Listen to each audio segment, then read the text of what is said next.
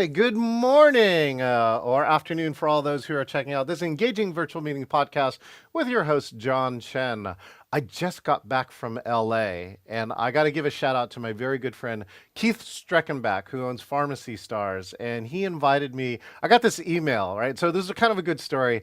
I did a referral program, which is I take my top 100 clients, I gave them a package. It was like in the holiday season, and I said, it's better to give than to receive. So will you do me a favor and give this package to, a client that you thought about that you really like or might want something better in their virtual hybrid. And I get an email from Keith, one of my top 100 clients, and he goes, "Hey, John, can you come to LA next week?" And I'm like, sure, let's do that. And so it turns out he had a ticket to a program. He's a member of a program with somebody named Jay Abraham. And if you don't know Jay Abraham, he's been a marketer to Tony Robbins and many other people, right? Very famous consultant. And I'm like, oh, this is kind of a no-brainer. Like, I need to get to LA. So I get to LA, and I was only supposed to be invited to one day of the program. And they were kind enough he asked, and he said, can John stay a little longer? He's going to fly from Seattle. And so they let me stay in this program, and it was unbelievable. Made so many great connections with people. Like, I met the guy who's the number one salesperson for Peking duck in America. Right? So a really cool entrepreneurial piece, and really gave me some new ideas. I want to test this one idea for you who are on my podcast. Right? What if you are selling virtually? What if you could sell 20% more with your team who's selling virtually? If you're interested in that, do me a favor, smash the button and reach out to me. I can show you how to do that. So the other cool thing I saw too is something called Proto, Proto. If you haven't seen it, Howie Mandel is an investor in the company, a spokesperson, but it allows you to teleport a full body image of yourself to anywhere in the world. Watch my social media for a clip for that. So I'm just returning from LA, and like, I didn't get any direct business from this referral program, but I got this instead, and it's almost more valuable. So for all of you who are thinking like, how can we sell more? Think about, your referral program. How are people referring to you? And number two is, I'm so excited for 2024 and what's happening. I look forward to all the opportunities that are here. So anyways, that's my report. And coming up next, we have this gentleman. His business philosophy is simple. He says it's to attract, convert, and deliver. I met this gentleman on Coffee with Janine. If you haven't seen Coffee with Janine, you got to get there and hang out. And let's bring up the one and only Jeff Borschowa. Hey, Jeff, how you doing? Awesome, John. Thank you for having me on the show. You're welcome. I love that we got a chance to meet in Coffee with Janine, which was one of my other friends, Matt. I think Matt Roseman Yeah. referred me to Coffee with Janine, and I have not heard of that show beforehand, and so I loved jumping into other people's networking pieces because, especially now too, that they've been long running, it's been more than a year, and people have found what works for them. And I'm always curious to see that. So welcome to the Engaging Virtual Meetings podcast. Do us a favor, for my friends who don't know you, tell them a little bit about who you are and what you do. I love it. Well, the short answer, I'll give you the short answer. I am a ghostwriter, and what I do is I help businesses, especially experts, tell their story through written word like books and workshops. So I love, at the heart of it, I am a connector, and I love bringing amazing human beings together. And as my tagline is, I bring them together and I get out of the way and let them do their magic. Speaking of magic, Jeff, have you ever heard of this thing called the Magic Castle in LA? I have not. I feel like that's a story to hear. Yeah. So I met this gentleman online too. We're going to theme our show a little bit about online networking. That I got referred to this gentleman online because he is a professional magician, and he really invested hard to convert his magician show to virtual. So two people thought together and like, oh, you two need to know each other. So we met online, and it turns out he's the member of something called the Magic Castle in LA. And the Magic Castle is a private club for magicians. Like, you have to audition to become a member by showing magic, and if your magic's not good enough, they won't let you in.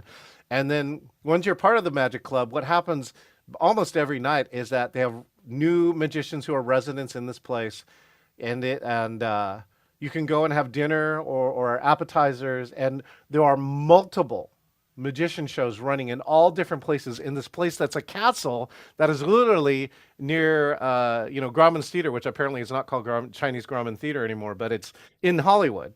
And it was so mind-blowing to see some of these top magicians. Like I'm an extrovert, Jeff. I'm not gonna lie. I'm like the first extrovert you're ever gonna meet. And it was overwhelming for me because there are so many things happening. It's like a Vegas for magicians. They have small spaces as small as like 8 or 10. One of the bars has a magician behind it who looks like a bartender, but he's doing bar magician. And then they have like big theaters. And so we got the first time many of us got a chance to visit there. We had a group of 6 that went on Saturday, and it was one of the coolest experiences in that. One of the other high points too, Jeff, is that they have a members only library. Mm, And the members only library has a whole bunch of out of print and very hard to get magician books. wow. And that's part of the magic castle. That sounds like a place that would be fun to hang out and to experience that. I honestly believe that more businesses need to inject magic into what they do. I call it white glove service, but there should be that ooh wow, you know, and just total tangent, but my family, we went and watched New Year's Eve fireworks, and it was funny because while everybody's waiting for the fireworks, everybody's complaining about the cold, and then the minute the fireworks, silence, and then you hear these spontaneous gasps of ooh ah. Why don't we do that in business? Yeah, why don't we do that more? As part of the trip too, we did an escape room, right? Have you ever done an escape room, Jeff? Yeah, I've done a few of those. So this one was called The Heist, and it kind of had like an art theme with it. And that ooh ah moment was we did something and it turned on a laser. And the laser hit a mirror and then hit a spot on the wall. And what you had to figure out, and I was kind of cool because I had the mirror in my hand, is that you had to take a mirror that was in the floor in the other place, take it to the other room, put it on a little like a pedestal, like something that was hanging, a shelf on the wall, and aim it at a statue that had a red jewel in the top. And when it hit the red jewel, the laser hit the red jewel on the top, you hear a pop and a light turns on a piece of art that gave you the next clue. And the whole group spontaneously goes, rah, right? It's like Mission Impossible, meets, uh, Yeah, oh, come on, what's the Amazing Race, right? an amazing race. Yeah. All that put together. And that's, you'd clearly go to better class of escape rooms. Mine, it's usually you find a key that unlocks something, and it's like, oh, okay, that was underwhelming. So that this key and this laser is kind of like the business piece, right, Jeff? Yeah, Like we yeah. give the key to something like you do a piece of service and it's done, right? Because we're in the end, we're all still trying to do business. But Hmm. there's this other time when you use a laser for it and the crowd goes wild. Yeah, The Seattle Fish Market here in Seattle is very much like that, Jeff, which is they're just doing something, they're selling fish. yeah. But it's now, That's one of the most popular training videos of all time was saying, how do you take mundane jobs and turn them into something exciting, into a wow? yeah. And there's a book, I think it's called The Fish Philosophy, Yeah, right. and I just literally, it's like, okay, I got to go to Seattle and go.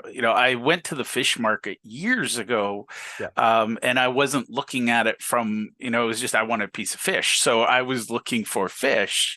Now I'd go back and just sit and watch the show for the day, like.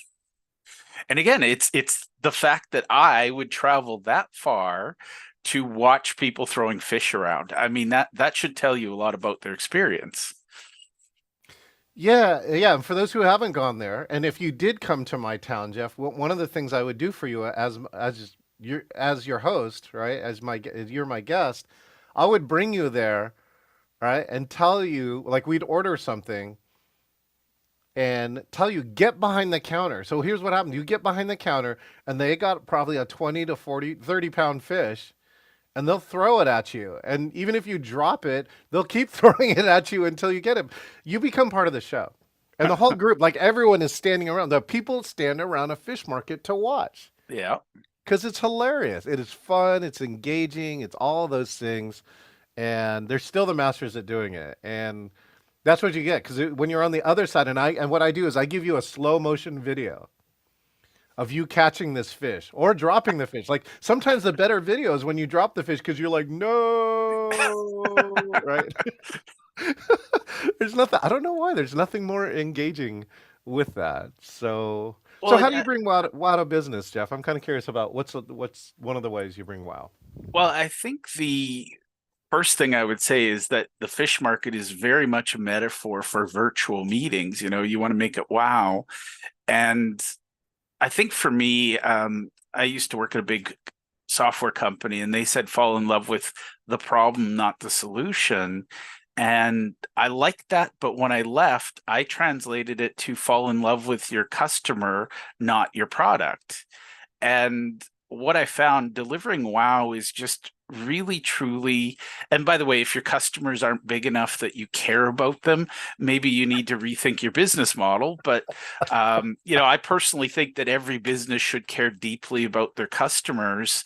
I'm not here to help the bulk stores and things like that get better, but the average bricks and mortar business, the number one thing you can do to wow them is have an amazing onboarding experience so that you get to know who they are, what they need, and basically have a feedback loop where you're always seeking how else can we add value to them.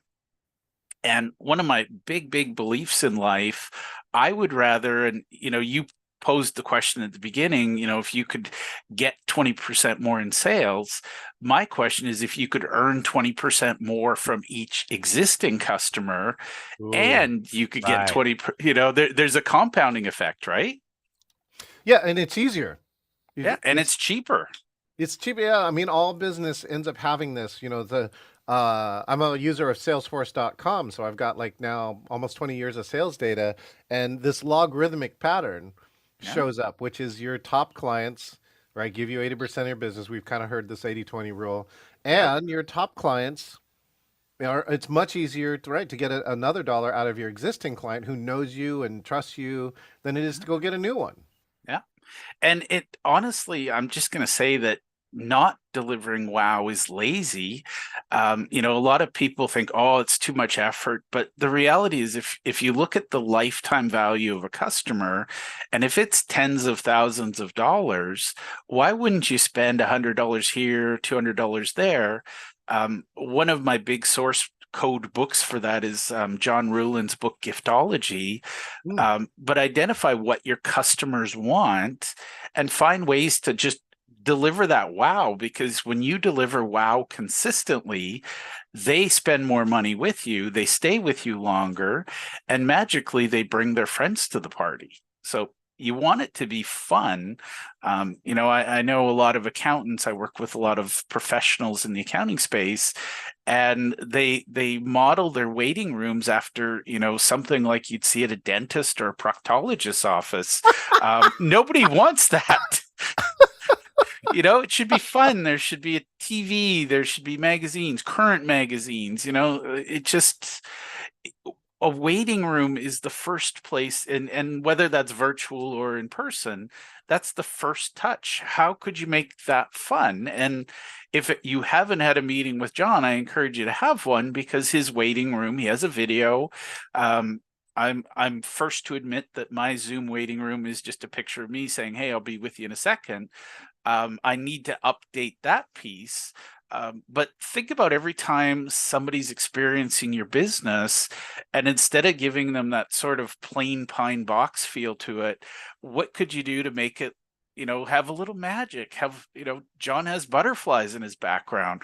Why wouldn't you have a little bit of fun instead of, just a plain boring wall? Or, I have a wall of books behind me. I get tired of looking at them too. Make it something where people feel like you value them. Hmm. Yeah, and we were just talking about this background. I chose this background today for Jeff because he's saying, like here in Seattle, right, we hit a new low, 12 degrees Fahrenheit, which is probably not a low for you, but it's a low for us. It was like a record low.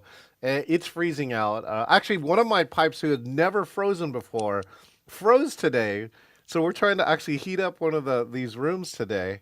But I did this for him. He goes, "Oh, well, what about something warm? What about something tropical?" And he goes, "Ooh, I like that. I like the butterflies, right?" So, and so the best part too, hopefully Jess has got the, unconscious or conscious message that John's listening and willing to respond to change his environment for Yeah. me. That waiting room here, I'm going to go back to Jeff. Those who don't know, you can stick an image, which Jeff puts you immediately in the top 20%, by the way. Yeah. Because every 80% of the world has left the blue advertisement for Zoom. And by the way, it's great, but Zoom has got a lot of money compared to you. Yep. They don't need that advertising, but they get it. So why not do something that changes people's perspective even before they get into your meeting? And that's with Yeah. the waiting room. So the waiting room, like when you think about, Jeff is thinking about business as experience, which is great too. By the way, one of my friends got to interview Joe Pine, who's one of the two authors for the book, The Experience Economy. Ooh. And those people, that book was one of the cores of when I developed my company. Geez, now it's 37 years ago.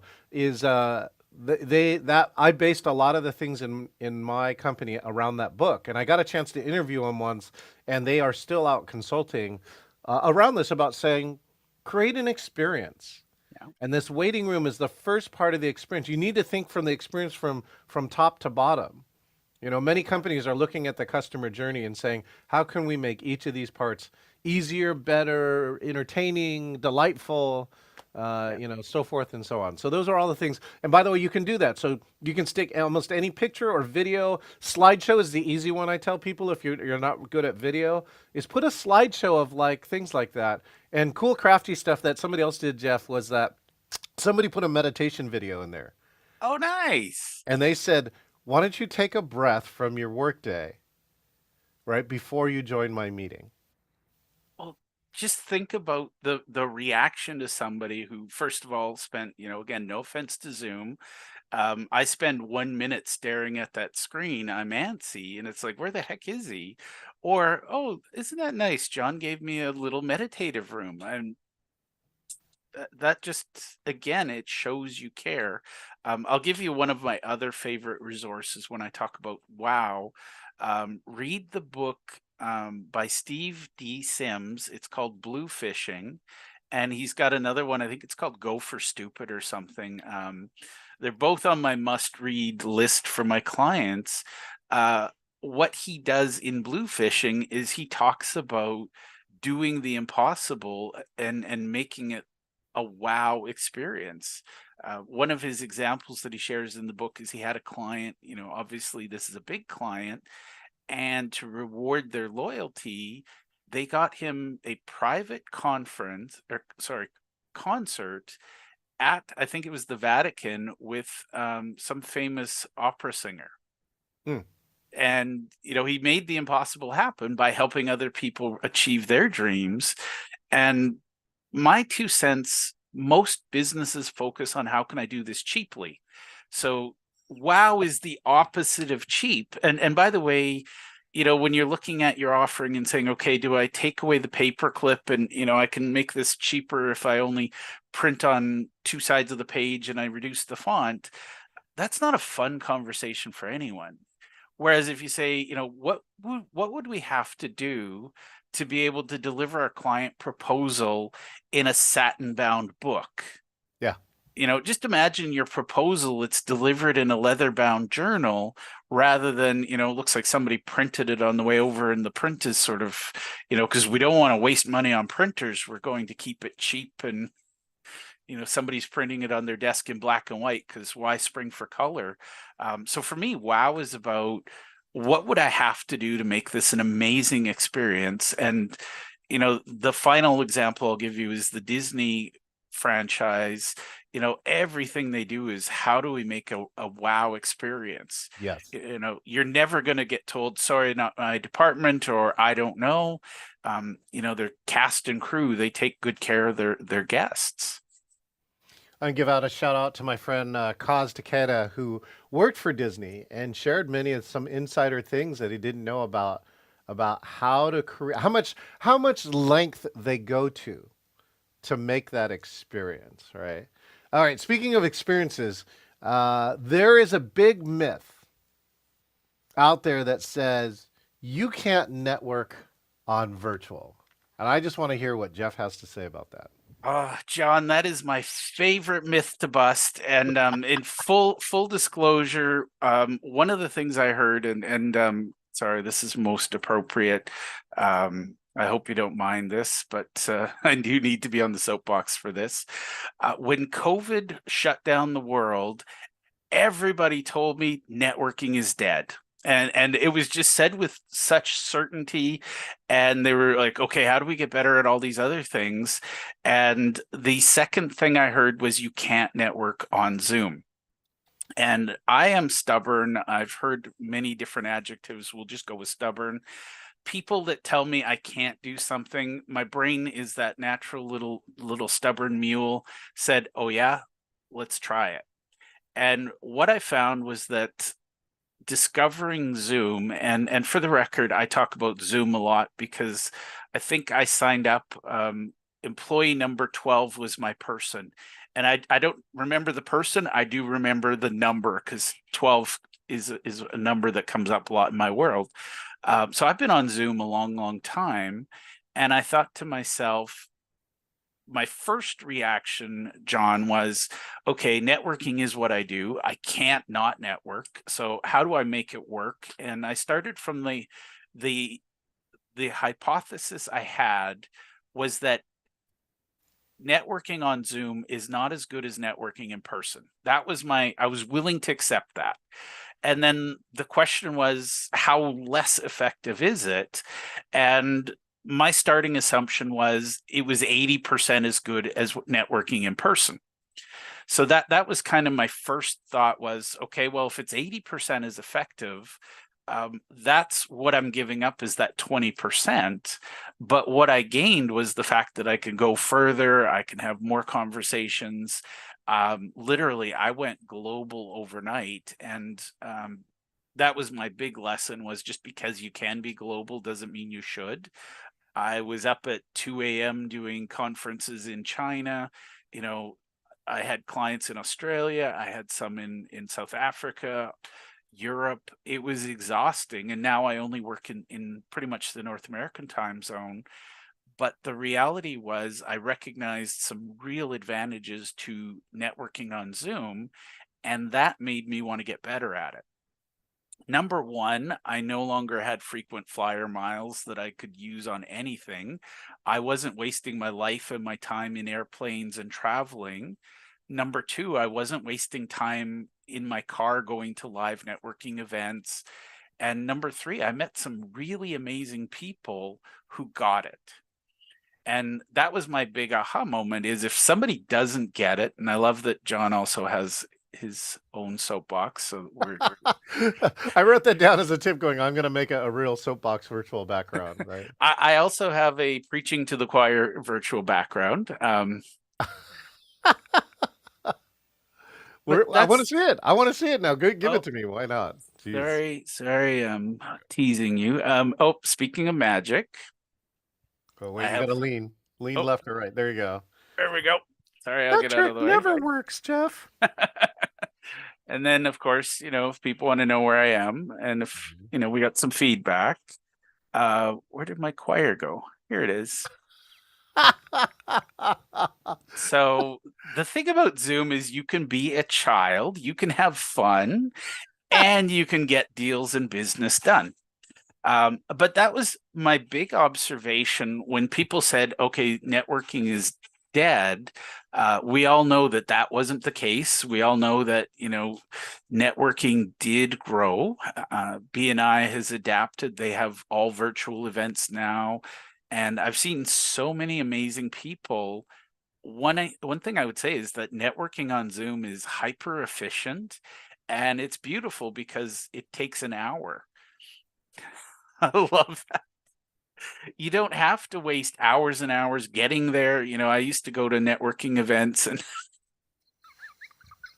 we're children. Oh, look at that. John And singing then for the choir. I could be I could be Whoopi Goldberg. How good is that? That is amazing. But Ah, with Zoom, John and I have never met in person. We met once before. We're having fun today. I would argue that Zoom networking is 110% more effective. So yeah. my hypothesis was 80%. I'm going to say 110. And back to John's comment about, if you could close 20% more deals. I've been in the sales world, and number one, as a salesperson, number two, as a sales leader, I would be ecstatic if I could close 20% more deals. What I would add to that is I'm reducing my travel time, I'm reducing wait time, I'm reducing no-show time. If somebody doesn't show up on Zoom, so what? But if I drive an hour and somebody doesn't show up, I'm cranky. It's like you're dead to Really me. cranky. So, Yeah. it's just easier. But the reality is, and I say this without John's prompting, it's not just 20% more deals you're closing. How much are you saving on all of, first of all, as a salesperson, your time, but as a sales team, all of those expenses, and for me, I love virtual conferences. Hmm. Um, I love them as much, if not more, as in-person conferences because I can pick where I am, I can pick who I'm having conversations with, and I'm not exhausted from flying for several hours and clearing customs and things like that. Yes. I would argue if you show up with the intention to serve and to meet people and to find ways to help them, Zoom is way more effective. And, if you're looking at cost benefit, if you're buying the basic service, I don't even know what it is anymore. It's like $15 a month. Yeah. Um, that's parking for half a day. Well, actually, let's be honest. I'm in Edmonton. That's an hour for parking. Yeah. San Francisco had the new record, I believe, for $100 for overnight parking. Yeah. So just if you think about that, how many times have you plugged a meter or swiped your card in a meter? You can save a lot of time and energy. And like I said, it's pure efficiency because I can do back to back, and I don't have to drive to get to the next meeting, and I don't have to, oh, sorry, John, I got to cut this off. I have to get in the car and hopefully get to the other place on time. Yeah, Jeff, like in the real world, I did some crafty stuff. Like often I would stack my meetings at the same Starbucks. Yeah. So like, and sometimes I would have a meeting, I would like made out of Starbucks, and then I would start stacking the other meeting, like meet me at the same Starbucks. So like I didn't move, they moved, right? Yep. But the virtual and Zoom type of thing, I tell people I have clocked 14, 16 meetings in a day. I don't necessarily recommend it, but I'm saying that the efficiency is there. Sometimes people, some of my salespeople have said too, like the culture is meant to be shorter Yeah. too. So a lot of the meetings in that half hour range, the best part too is it's a half hour. It's kind of like dating. It's like, oh, if it's not a match, then we can move on. And if it is a match, then we're going to book an hour next time and we're really going to connect. And so I think there's so many efficiencies inside of that.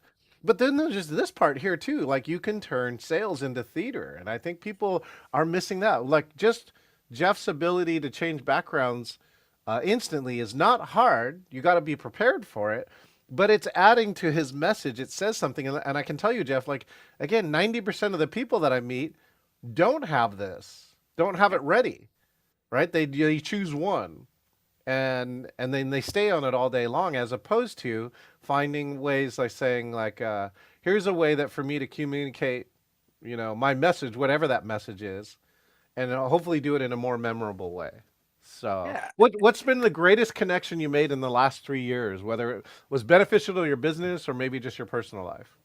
There's so many. I fear I'm gonna hurt somebody's feelings if I don't call them out. But I think my greatest connection has been this wonderful woman named Esther Deutsch, Okay. and Esther is a networker at such a high level.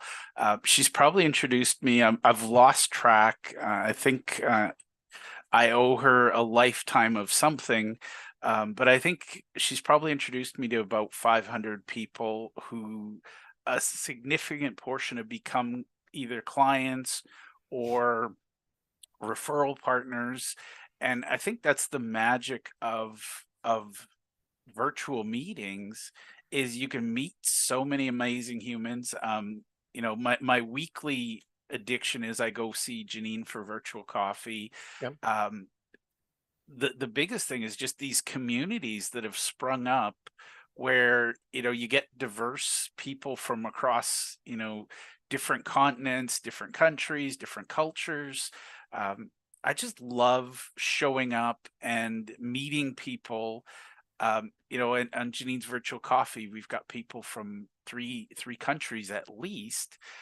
I would not ever have thought that somehow I should do work in Peru. Now with Zoom, I can. Mm. Hmm. So to me, it's fun. And Esther hosts this weekly group. It's called In This Together Roundtable. I've met so many people through that group, and these are successful people. And this is something other myth I want to bust. There's a lot of really successful people who have prioritized their networking, and they find that Zoom allows them to do that. I also am part of Bob Berg's Go Giver Success Alliance. Every week I get to hang out with Bob Berg, the godfather of the Go Giver movement, him and his co-author John David Mann. I meet some really amazing people. I think that's the key too. A lot of us who are either business owners, thought leaders, things like that, you can build your community that is so much easier than before. Like before, you might meet them once a year at this in-person thing that, or at somebody else's conference. But here, you can create a community kind of I don't know if Rotary and all these other places, EO entrepreneurs organizations have discovered that if you keep just putting people together on a regular basis, Yeah. you will connect. Yeah. Magic happens. I mean, That again, right. one of the pieces of WoW is build a community of your raving fans Yes. and let them, see what's behind the curtain, let them influence where you go in the future. People love to be part of the party. Nobody wants to clean up the party, but they all love to plan it and tell you what you should do. But the No, good but thing you with know what? Zoom is you don't need to clean up. I'll add that. Well, I'll add the other piece too, though. That Jeff, right? That some of your closest raving fans actually like to set up and clean up. Yeah.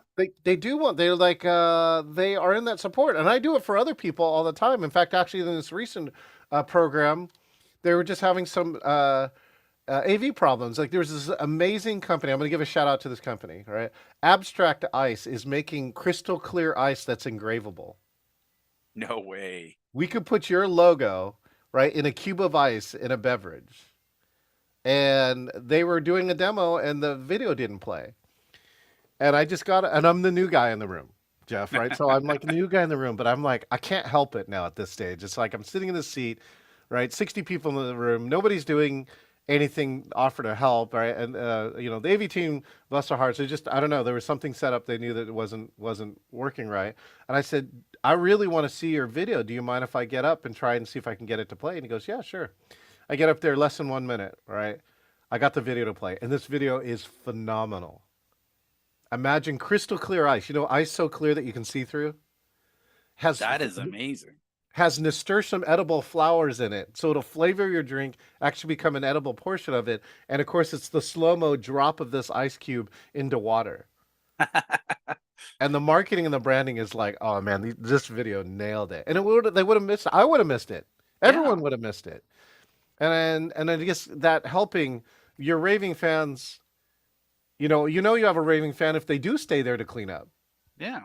And because they just say like, I want to help, right? And so that's there. I just want to make sure that there's that indicator of engagement, that sometimes the real engagement is people do jobs which you don't think they want to do, like most people don't want to do, but they stay and do it, and they do Yeah. it because they want to feel like part of the community. Yeah. And that's the thing. I can't stress enough. People want to belong. They want to feel part of what you're doing. Yes. Yes. And Have Harley you? Davidson's my favorite brand because as far as I know, they're the only brand on the planet where people get their brand tattooed on their skin. That tells me that people just want to be part of that community. Have you read a book called Belong? I have not. So Radha Agarwal created a community. It's like she loved dance parties, but didn't like the drug and alcohol culture. So she Good. created a series of morning dance parties. I love it. Like starts at 6 a.m. It would start with like yoga to stretch so you don't get injured, and then a full blown crazy dance party. And then you Nice. take a shower and go to work. And That she's is a built Yeah, she built this amazing community and she shared her system for building a community with this word belong. And it actually came about because I think she was working a regular job and felt disconnected and started feeling, um, not a part of any community. yeah. And so she developed her own and then shared, like, this is how we did it. I love that. So that's on my must-read list. So thank you. Well, okay, so and here's the funny part, right? 80% of their company revenue comes from sponsorship, not the attendees. The attendees get a pretty reduced price. So like I paid like 30, maybe $9 for a program, right? Jeff, have you seen or heard of the Stanley Cup, right, meme phenomenon that's going on? No, I haven't. Okay, this is a Stanley Cup. Oh, sorry, I was thinking Stanley Cup in hockey, but I yes. know that's what people say, but this right now is like the hottest millennial item or Gen X or Gen whatever, right? Yeah. Item that's like to have one of these. So Daybreaker got a sponsorship from Stanley because it was their target audience. Oh, nice. And this thing I looked on the website costs like somewhere between $40 and $60 retail. And every attendee got one. Wow. So it was like a brand activation event Yeah. on steroids. And again, what was my word to describe that? Wow, right? It was a while, and again, it's my number one water bottle. Like I own, don't you? How many water bottles do you own, Jeff? Too many is the short answer.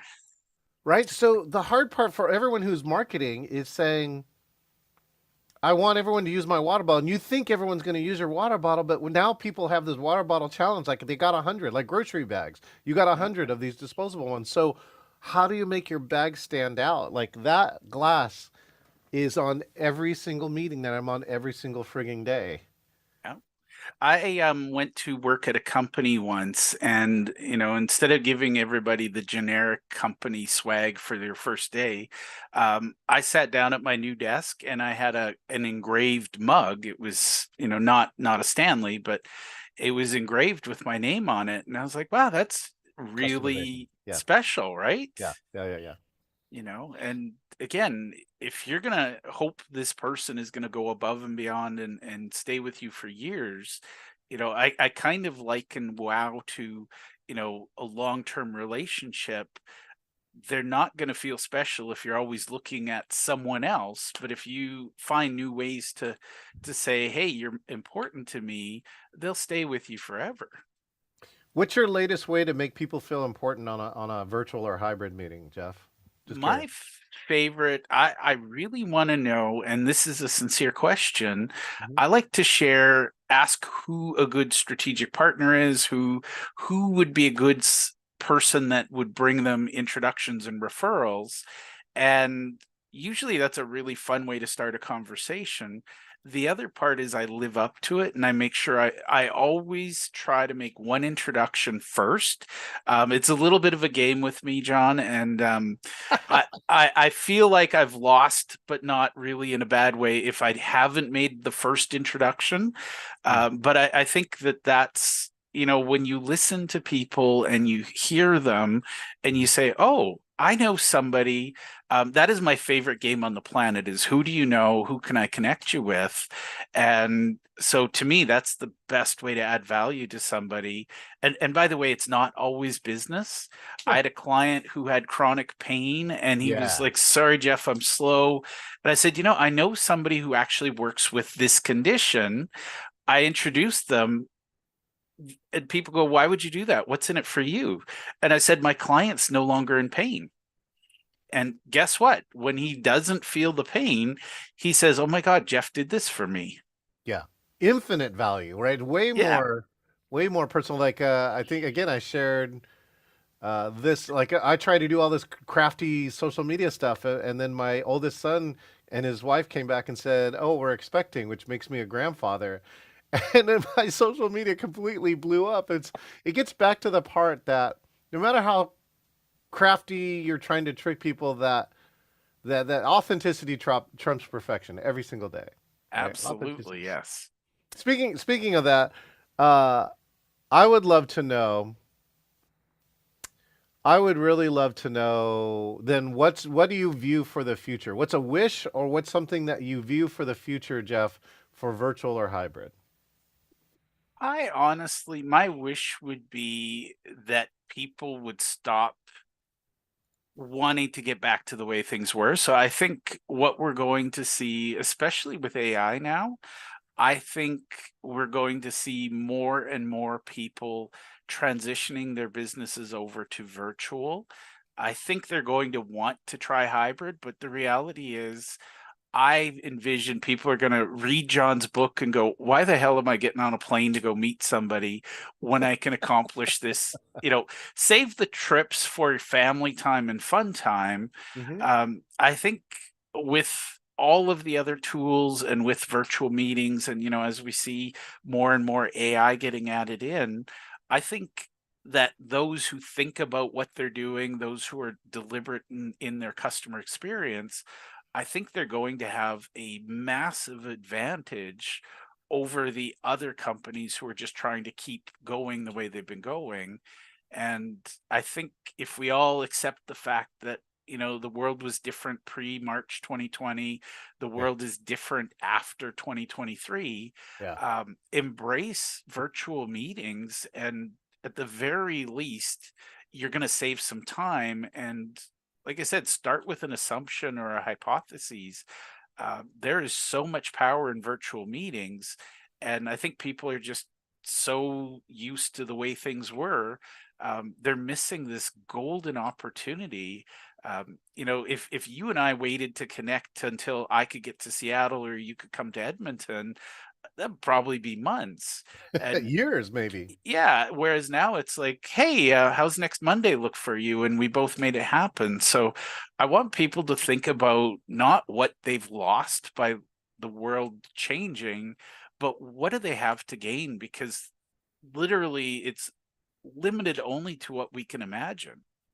It's scheduling links too. Like if you don't have a Calendly, Microsoft has a product called Bookings for specifically for like I'm on a Microsoft Calendar, but whatever it is too, that too, I clocked. I get the research because I can actually download like all the meetings ever made. It's something like 4,000 meetings made over the last 3 years, Jeff, which is reducing all that back and forth of just this dumb part of the meeting, which is, Yep. hey, when are you free? Yep. And so that's another piece that I can really share that if you have not gotten on that train, get on it because it's been really, really valuable. With that, Jeff, I love that part. What if the people? Well, I do actually. I really want this one piece. Jeff, tell me the question you asked at the beginning again. Like, what's that opening question? I want to try and capture the words. My question was, how might I recognize a good referral partner for you? And what that means is, where do you usually get your leads and referrals from? Because a lot of people underestimate how many leads or referrals they get. So I like to figure out, what is the audience, and I call them key strategic partners. Yeah. But how would I recognize somebody that I have to introduce to you so that both you and they thank me for it? And that's part of delivering wow is, if I can introduce you to somebody who becomes your next client, you're mildly grateful and you'll send me a thank you card. But if I introduce you to somebody who brings you your next 1,000 clients, you're going to love me forever and we're going to figure out how to serve each other. So I always Yes. look for big wins rather than just, who do you serve? Because that, hopefully I know somebody, but if we talk about strategic partners or referral partners, Mhm. that opens up the conversation and makes it fun. Well, that's one of my big strategy lists this year is to build better partners this year, right? People who can not just use me once, but work with me, over the course. Because again, that's the best way to develop a great relationship with that. All right, Jeff, if there's only one wow that you want people to remember from this conversation, this interview, what's that wow for you? I think the wow would be think about wow. How could you deliver wow? Because if you start to play that game, it opens up everything else. So, how could you make your clients, prospects fall in love with you Mm. as a brand and turn them into raving fans? Honestly, nothing else matters until you figure that piece out. Well, genius. Speaking of figure it out, make sure and click on Jeff's link if you are seeing it here on Facebook, LinkedIn, or a bunch of our friends. We put his LinkedIn profile there, and you can go find that and get a chance to meet Jeff too. You also have a podcast with, right? And I hope to be featured on your podcast. Where do people find your podcast at? Right now, the main place is our website. It's globalwellnesshq.com/podcast. Mhm. We're also available anywhere you find podcasts, and we definitely share everything on our LinkedIn page as well. So we're B2B, so LinkedIn is our favorite place to be. Genius. All right, Jeff, thank you so much for your time. Thank you for having me, John. All right, well, this is John Chen. We're just completing another episode of the Engaging Virtual Meetings podcast with Jeff Borschowa. And amazing. Think about the wow. What's the wow in your business? And if you don't have a wow, doesn't matter what you do. Actually, we met a company that turns out they're the top in high-end luxury portable toilets. There's a wow. There's a Yeah. wow in there somewhere. You know, what was it? One of their bathrooms has a fireplace. That's a wow. Wow. Yeah, wow. Well, I got a wow from Jeff, right? So, so think about what your wow is, and if you don't have one, then really get one, right? So get one. Speaking of wow, hey, if you got a wow here, make sure and subscribe, share, like, and comment, no matter where you're at. If you want, you can go to engagingvirtualmeetings.online, and you can get to the podcast, subscribe in one of any of the 13 beautiful places you love podcast. And we also just want to make sure that you think about October. The Engaging Conference is going hybrid this year, October 1st through the 3rd. You can get a free ticket if you go to engagingvirtualmeetings.com/CON, but you can also attend by Zoom if you're one of our VIPs and in person for a limited number of people. And if you want to see the future of hybrid, we want you to come see it here on October 1st through 3rd, either in Seattle or wherever you might be online. Hey, you want to be the next Jeff? Just go to engagingvirtualmeetings.com/meet, select interview, and you could be the next guest here on Engaging Virtual Meetings Podcast. Until then, we'll see you next time.